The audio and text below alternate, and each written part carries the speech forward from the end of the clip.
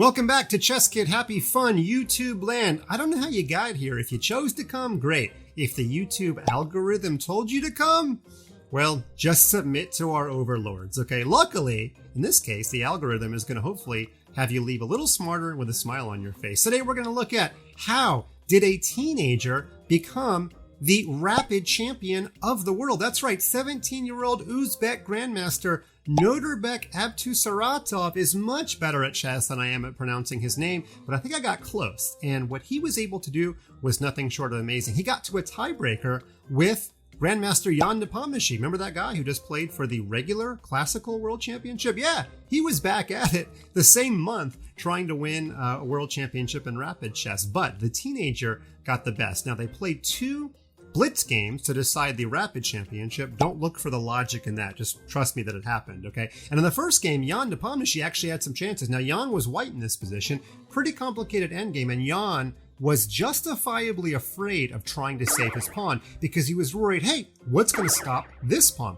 But what Ian missed is that he actually could have played king to g3, because if the pawn had come forward, we just threatened the pawn, and through the power of the fork, he would have been able to gather that pawn. So king to g3 would have actually given him some good winning chances. Now, black, of course, did not have to push this pawn down the board. Black could have played a move like knight to e5 to try to get as many pawns off the board as possible, in which case Ian probably would have threatened the pawn, and black would have continued to get rid of some pawns, and I think this knight might have taken, and I think that maybe this king would have taken, or the pawn may have pushed first. But still, if anybody was for choice in this position, it would still be Ian, because these pawns are a lot scarier than these pawns. They're further away, and they're also connected. So white has very, very good winning chances in this position.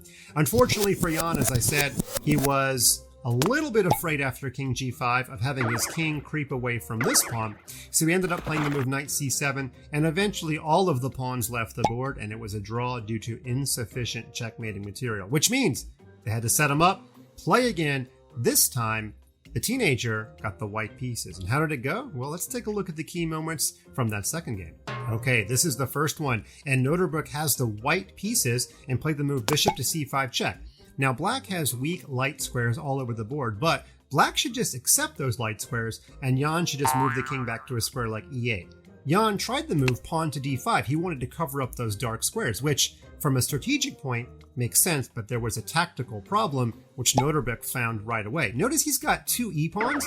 That turns out to be a blessing in disguise. The first thing he did was take the e-pawn, giving him temporarily tripled pawns, and this pawn is now pinned, of course. If it ever takes the bishop, the rook is hanging. So Ian had nothing better to do than to take back. Then he takes this first pawn, and he uses his backup e-pawn to come forward. This pawn is now pinned several different ways. It can't take because of the rook on d8 hanging. He can't take this way for the same reason. And he also cannot push because it's pinned to the king. So that pawn is pinned multiple different ways. I know I was too fast. I was actually talking faster than my arrows could keep up, but you guys get the point. That's one of the worst pawns in the history of chess. Now, Ian correctly tries to get out of the pin. By the way, if Ian tried to play a move like king e6, there would be a fantastic finish from the Uzbek. He would have played pawn takes, and now he would have double attacked this knight, or I should say triple attack, by putting more PP on the PP. And after rook over, there's two ways to win. He could walk his king over to the square e4 to make a fourth PP on the PP, or very stylishly, he could even sacrifice the exchange first, and after takes, then walk his king over, and amazingly, there's just no move for black. His king can never get out of the pin this way, because then the rook just takes the rook for free and whites up a piece. If you try to push the pawn to give your king room this way, white is just in time to capture, and there's no way the rook can give check. Remember, it's pinned. And if you throw in this check, all I have to do in this position is not play king here and let you play rook check, but just play a move like king here. Now your rook needs help again, and when it goes back, then I'll move my king here.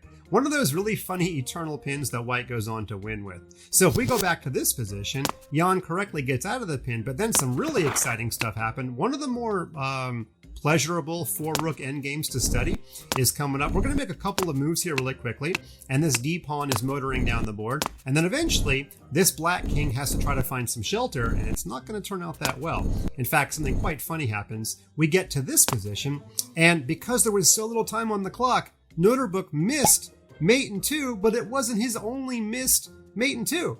I'm sure at this point you're already looking for the mate in 2, and I'm sure you already found it because I told you it was there. It's rook e5, king h4, rook to g4 mate. So he missed mate in 2. Let's go back. What did he do instead? Well, he said he just played the move king f5. I think it's still a winning position though, luckily for him. Now after rook takes, he misses another mate in 2. Did you find this one faster than I said it? It's rook to g5, sacrificing the rook. Now if king here, rook to e4 is mate. And if you take, I mate you with 1 rook. Yeah, so Alexandra gave her opponent 2 queens. Nodirbek gives his opponent 2 rooks. Doesn't matter. Wins. Let's go back to this position. So he missed that one too, and he played rook to g8, threatening to promote. And then black makes a battery, which actually should have been enough to make a draw. Now, the reason that black did not draw is actually pretty complicated. A whole bunch of checks. White's king is struggling to find a safe place to go. And amazingly in this position, the only way to draw is so weirdly to use this rook. Now, can I explain why? I'm going to try. White's king wants to cross over to g3 to find shelter on h2. If White's king can get to h2 and all the rooks are left on the board, there's too many threats to the king. There's ideas of g4, there's ideas of rook e5. So, black needs to use this rook to check, so when the king does cross over, black can trade rooks on g5, and that would lead to a difficult but probably drawn single rook endgame. Whew, it's a mouthful to say, and the players had like 10 seconds left to figure this out. Basically, it's impossible. Unfortunately for Jan, he checked with this rook, which does allow the king to cross over to h2. There is no rook check, because that just basically loses a rook for nothing. And then after check in here, the problem is rook to e5 coming up is mate. Eventually mate, that is, because after g3, when your king lands on h4, you have to give away a rook. It's not going to work out well for you. So Jan defends that checkmate, but then due to a deflection, pawn to d8 makes the rook take, and then after check, you can see what I was talking about. King up, pawn to g3, wins a rook, and Jan threw in the towel, giving the World Rapid Championship to Grandmaster Nodirbek Abdusattorov, an honorary chess kid. I mean, hey, if he's a teenager, we can make him a chess kid, right? So Nodirbek, call me. I'm going to give you a lifetime chess kid gold membership. I'm sure that was your biggest prize, right? Actually, I'm not sure how much money you won, but you could probably buy you and all your friends some gold memberships. So let's make all the Uzbek kids proud and give them all gold memberships. So Nodirbek, I'm waiting for your call. Hope you guys enjoyed this video. Subscribe to watch all of my learning, my teaching, my nonsensical rambling, and my dad jokes. If you don't subscribe, you might just miss the worst of the lot. See you guys next time, chess kids.